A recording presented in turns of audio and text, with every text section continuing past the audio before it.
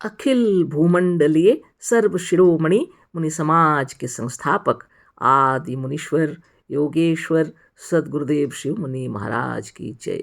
उपस्थित मुनि वृंद, साधु सज्जन वृंद, संत वृंद, साधक वृंद, आध्यात्म ज्ञान के जिज्ञासुओं और प्रेमियों, सभी श्रोता वृंद, आप सभी को मेरा कोटिशः नमन, सप्रेम जय जीव। आध्यात्मिक चर्चा चल रही है और हम लोग सदगुरुदेव शिव मुनि महाराज रचित ग्रंथ वेदांत सिद्धांत के अंतर्गत अध्याय 18 पर चर्चा कर रहे हैं। शीर्षक दिए हैं सदगुरुदेव शिव मुनि महाराज जीव का ईश्वरत्व, और खूब समझा रहे हैं जीव ही ईश्वर है, लेकिन लोग सहज से समझ नहीं पाते। कल्पना करते हैं वो लोग जीव में ईश्वर की जो कल्पित चीज़ें हैं उनको उन तत्वों को जीव में देखना चाहते हैं तो नहीं देख पाते। ऐसे प्रसंग भी उत्पन्न हुए हैं, कई एक प्रसंग आ गए। सदगुरुदेव की महिमा अपार, हमेशा समझाने की कोशिश कर रहे हैं, लेकिन लोग समझने की कोशिश नहीं करते, उल्टे प्रसंग पर प्रश्न पूछ देते हैं, है ना। वह प्रसंग भी हम थोड़ा सा पढ़ देते हैं, कल जो पढ़े थे। तो संकोचवश एक ईश्वर भक्तों के संकोचवश एक मनुष्य ने एक बार हमसे कहा था कि यदि आप ईश्वर हैं तो अभी पानी बरसा दें तो हम जाने।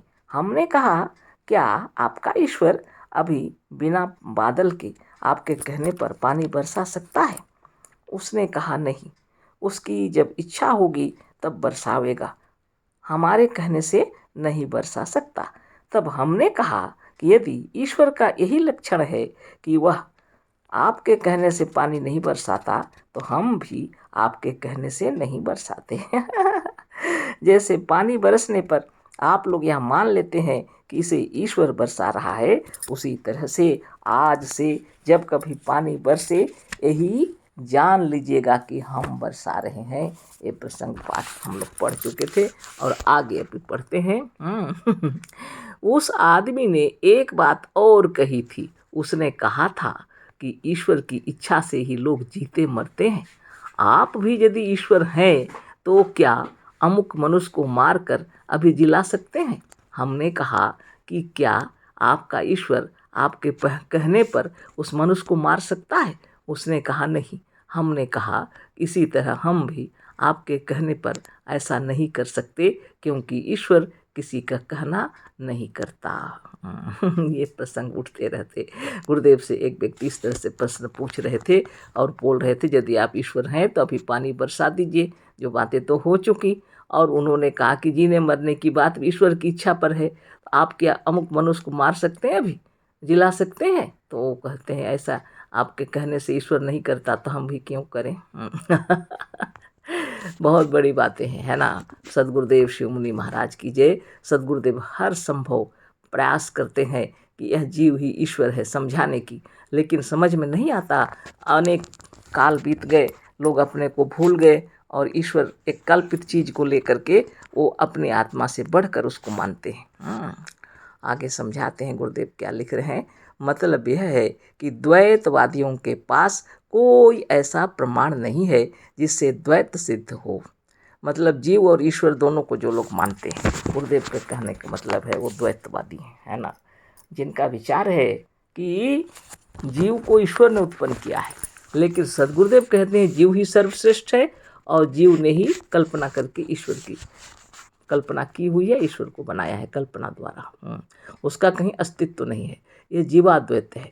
और ये जो द्वैतवादी हैं वो ईश्वर की कल्पना कर ली हैं। यदि जीव आत्मा है तो वो परमात्मा की कल्पना करते हैं, और जीव की कल्पना को वो लोग सर्वश्रेष्ठ समझते हैं और उसके अनुसार जीव को देखना चाहते हैं। सदगुरुदेव शिव मुनि महाराज की जय। इसलिए गुरुदेव कहते हैं, मतलब यह है कि द्वैतवादियों के पास कोई ऐसा प्रमाण नहीं है जिससे द्वैत सिद्ध हो। यदि ईश्वर है तो यह आत्मा ही है, दूसरा कोई अन्य इससे अलग ईश्वर नहीं है। यह आत्मा नित्य स्वप्न की सृष्टि को रचकर इस आदर्श को रखता है कि इसी तरह हमने या हमारे मन ने इस बड़ी सृष्टि को भी रचा है। भेद केवल इतना ही है कि यह सृष्टि आत्मा की समष्टि ने रचा है और स्वप्न को व्यष्टि ने। व्यष्ट आत्मा के जगने पर जैसे स्वप्न नहीं रहता, उसी तरह से यदि जीव का समष्टि न रहे तो यह संसार नहीं रहेगा। संसार का अस्तित्व तो संसार में नहीं है, जीवों में है, जीवों की कल्पना में है, जीवों की कल्पना से है। जैसे स्वप्न का वन, नदी, समुद्र और पर्वत मन का रचा हुआ होता है, उसी तरह संसार के वन, पर्वत और समुद्र इत्यादि मन के बनाए हुए हैं। इसी से हमने कहा है कि इस आत्मा के पास अनंत बल है, और अनंत बल होने से यही सर्वशक्तिमान ईश्वर भगवान और ब्रह्म है। इसी सर्वशक्तिमान जीव या आत्मा ने सारे संसार को उत्पन्न किया है। सदगुरुदेव शिव मुनि महाराज की जय। बताइए, इतने सुंदर सुंदर उदाहरण दे के गुरुदेव बतला रहे हैं स्वप्न की सृष्टि। बताइए सारा अखिल विश्व ब्रह्मांड स्वप्न में जैसा मन चाहे, जैसा जब जहाँ दिखता है और जगते ही सब लीन हो जाता है। गुरुदेव कह रहे हैं व्यष्टि आत्मा से स्वप्न के संसार की सृष्टि हुई है। जितने वो स्वप्न में जो दिखता है सब कल्पित होता है, उसी तरह संसार भी कल्पित है, लेकिन यह समष्टि आत्मा की कल्पना से निर्मित हुआ है। और जहाँ समष्टि आत्मा है तो संसार है, और जब समष्टि आत्मा ना रहे तो संसार भी नहीं रहेगा, क्योंकि संसार का अस्तित्व तो संसार में नहीं है, जीवों में है, जीवों की कल्पना में है, जीवों की कल्पना से है। जैसे स्वप्न का वन, नदी, समुद्र और पर्वत मन का रचा हुआ होता है, उसी तरह संसार के वन, पर्वत और समुद्र इत्यादि मन के बनाए हुए हैं। इसी से हमने कहा है कि इस आत्मा के पास अनंत बल है, और अनंत बल होने से यही सर्वशक्तिमान ईश्वर भगवान और ब्रह्म है। इसी सर्वशक्तिमान जीव या आत्मा ने सारे संसार को उत्पन्न किया है। क्या एक मनुष्य को भी किसी ने ईश्वर द्वारा उत्पन्न होते हुए देखा है? गुरुदेव पूछ रहे हैं ना। मनुष्य तो मनुष्य है, एक चींटी को भी ईश्वर उत्पन्न नहीं कर सकता। यदि चींटियां ना हों, चींटी को चींटी उत्पन्न करती है और मनुष्य को मनुष्य, और इस तरह से उत्पन्न हुई प्रत्येक चींटी में असंख्य चींटियों को उत्पन्न करने की शक्ति है। इसी तरह से प्रत्येक जीव में अनंत शक्ति है, और अनंत शक्ति वाला होने से ही जीव महान और ब्रह्म है। सबको उत्पन्न करने वाला होने से इसी जीव का नाम प्रजापति है। यजुर्वेद के 31वें अध्याय में भी कहा है, प्रजापतिश्चरति गर्भे अंतर्जायमानो बहुधा विजायते। बहुत बड़ी बात हो गई है ना। सदगुरुदेव कहते हैं एक मनुष्य को भी किसी ने देखा, ईश्वर ने उत्पन्न किया हुआ है। ईश्वर के उत्पन्न करते हुए किसी मनुष्य को तुमने देखा? ऐसा कहीं हुआ ही नहीं। मनुष्य से मनुष्य उत्पन्न होते हैं। मनुष्य तो क्या, एक चींटी को भी बिना चींटी के ईश्वर उत्पन्न नहीं कर सकता। जितने जीव हैं सभी जीवों में अनंत शक्ति है। चींटी में अनंत, चींटी को उत्पन्न करने शक्ति है। हर जीव के अंदर में ऐसी शक्ति है। गुरुदेव कह रहे हैं इसलिए इसी को प्रजापति कहा गया है। और यहाँ पर यजुर्वेद का अध्याय 31 का मंत्र 12 लिख दिए हैं, प्रजापतिश्चरति गर्भे अंतर्जायमानो विजायते। अर्थ, यह प्रजापति अजायमान, अजन्मा और अज होता हुआ भी गर्भे अंतश्चरति, गर्भ के भीतर प्रवेश करता हुआ बहुधा अनेक तरह से विजायते उत्पन्न होता है। इस वेद मंत्र का तात्पर्य है कि यह आत्मा अपने सच्चे स्वरूप से अजन्मा होता हुआ भी स्वयं गर्भ में प्रवेश करता और काला, गोरा, छोटा, मोटा, दुबला या मनुष्य, पशु, पक्षी आदि अनेक रूपों में उत्पन्न होता है। क्या यह मंत्र साफ नहीं प्रकट कर रहा है कि यही जीव ही सृष्टि करता प्रजापति ब्रह्म और ईश्वर है? हमने वेद के ऐसे मंत्रों को अपने बनाए हुए सूक्ष्म यजुर्वेद और सूक्ष्म अथर्ववेद नामक पुस्तकों में, जो हिंदी टीका के साथ हैं, एकत्र करके लिख दिया है। आप वहाँ से मंगा के पढ़ सकते हैं, है ना। इति श्री मुनीश्वर योगेश्वर शिव कुमार शास्त्री कृते वेदांत सिद्धांति जीवस्य ईश्वरत्वं वर्णन नाम 18 अध्याय। 18 अध्याय पूरा हो गया, देखिए, है ना। सदगुरुदेव शिव मुनि महाराज की जय। बारंबार गुरुदेव यही बतला रहे हैं, यह जीव ही ब्रह्म है, यह जीव ही सृष्टि करता है, यह जीव ही ईश्वर है। इसके अंदर में इतनी शक्ति है कि इसने कल्पना करके ईश्वर को बना लिया और अपनी कल्पना को सर्वशक्तिमान कह के खड़ा कर दिया और स्वयं को भूल गया है ना। इसको फिर से याद कराने के लिए गुरुदेव बता रहे हैं, और यहाँ यजुर्वेद का मंत्र भी दिए हैं। प्रजापतिश्चरति गर्भे अंतर्जायमानो बहुधा विजायते, है ना।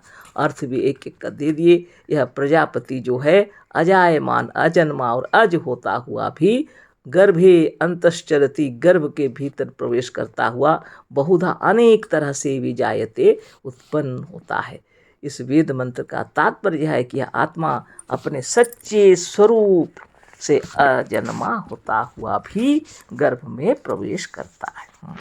आत्मा वास्तव में अजन्मा होता हुआ भी गर्भ में प्रवेश करता है, गुरुदेव कह रहे हैं।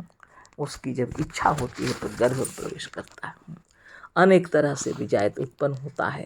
गर्भ में जा कर के यह अनेक रूपों में, जैसे काला, गोरा, छोटा, मोटा, दुबला या मनुष्य, पशु पक्षी, जितने अनेक प्रकार के जीव जंतु अपने अपने तरीके से गर्भ में जाकर प्रवेश करके जन्म लेते हैं।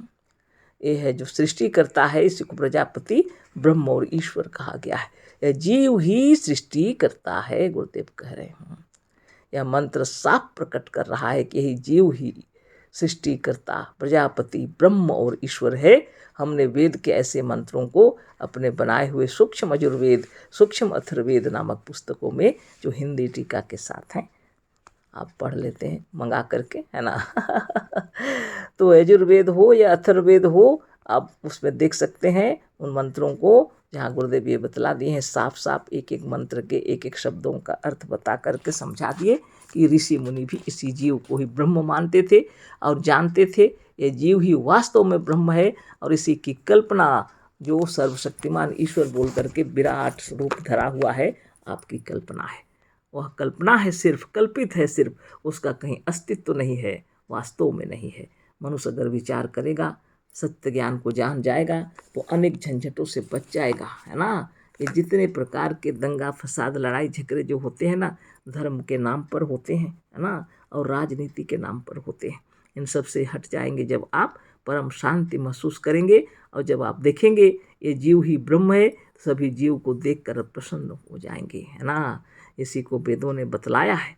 जब ज्ञान हो जाता है तो आप जान लेते हैं अहम ब्रह्मास्मि, मैं ब्रह्म हूँ, है ना। और जब देखते हैं किसी को तो यह भी ब्रह्म ही है। तो सामने यदि कोई बैठा है तो उसको बताते हैं तुम भी वही हो, है ना। सब जीव जितने हैं सभी ब्रह्म ही है। ये ब्रह्म छोड़ करके और कुछ भी नहीं है। इन्हीं ब्रह्म की कृपा से सारा विश्व भाषित हो रहा है। और आत्मदेव 4 अवस्थाओं में घूमते रहते हैं, कभी जागृत में, कभी स्वप्न में, कभी सुसुप्ति में, कभी तुरीय अवस्था में जाते हैं। साधन ध्यान तपोबल से तुरीय अवस्था में पहुँचते हैं, इतने आनंद मगन हो जाते हैं। इस शरीर में रहते हुए आप जागृत, स्वप्न, सुषुप्ति और तुरीय तक पहुँच जाते हैं। सूक्ष्म आत्मा अपने गति से अपने समाधिस्थ होकर के अपने सूक्ष्म लोक में भी पहुँच जाते हैं। लेकिन यदि सूक्ष्म लोक चलेगा शरीर छोड़ करके और दोबारा यदि आएंगे स्थूल में, तो नवीन शरीर धर करके आएंगे और सब भूले बिसरे रहेंगे। यहीं से रहते हुए अगर आप साधन ध्यान तपोबल से रहेंगे, आपका शरीर स्वस्थ, निरोग, निर्मल, निरामय रहते हुए अब जब तक चाहे आप रह सकते हैं, है ना। आपकी इच्छा के ऊपर निर्भर करता है। यह ईश्वर है स्वयं साक्षात, इसको बता रहे हैं सद्गुरुदेव शिव मुनि महाराज, है ना।